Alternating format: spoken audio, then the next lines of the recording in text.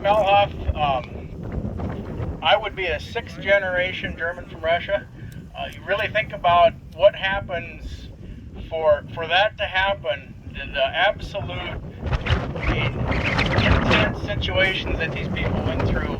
To have, I'm the sixth generation here in America, and before that in Russia. So I'll give you a quick synopsis, like you've heard today. 1874, they came to America. The only claim to fame that I have is in the Menno book.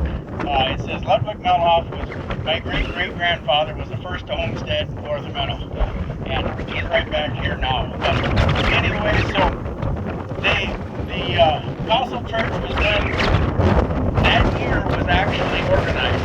34 charter members, and all those names. I mean, you're going to recognize all those family names. There's Kerners, there's Melhoffs, Metlers, Heaves.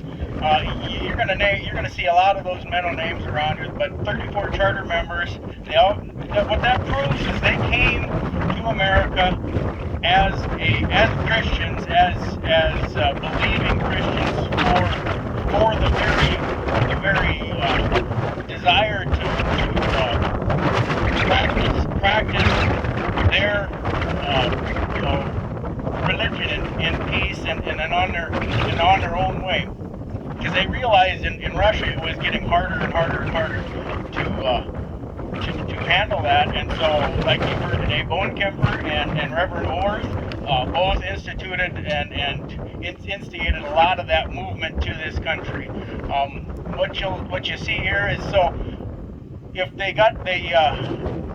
started the church in 74 with those 34 members. They actually met at Heinrich Mettler's place, where Alan Shanefish lives today. And they met mostly in the granary behind the house there. What you see is that's left of the granary still lays there, but there's nothing left of that. But then in 1879, they built their first church. So 5 years they went meeting in the home and in that granary for 5 years. That's an impressive thing to think about.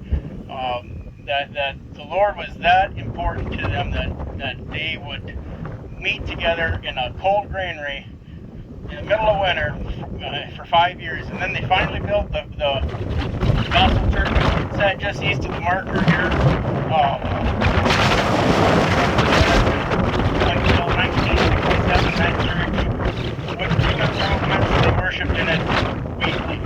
And a few of the things to note, there was a parsonage, and one of the tragedies that befell them was Martin Blackton stepped out of the house and was hit by a hurricane storm and was killed. And so then they went without a preacher for a short time when then another one was called. But that's just a tragedy. When you really think about the tragedies that these people endured out on the prairie, things like that happen, and there was all you know stories, family stories. With that,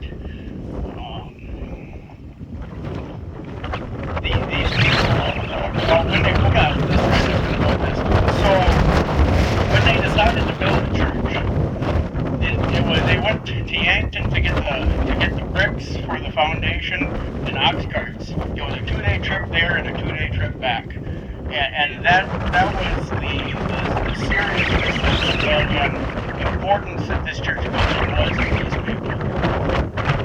What you'll see in all of these German from Russia settlements, and whether it be Reformed, Lutheran, whatever denomination it happened to be, they intent on worshiping the Lord. And that's just something to remember in all these churches, out in the country churches. They really, you think about how much we travel, when a good horse would maybe move 20 miles in a day. So your churches and your gathering points had to be close. So that's something to think about.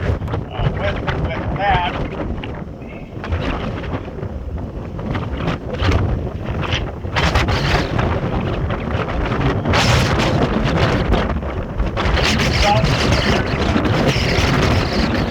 whether it's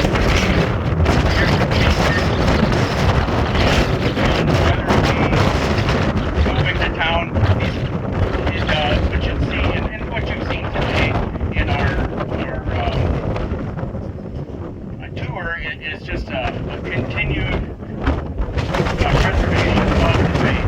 And they came over from Russia with that. And something to note is they went to Russia with it as well.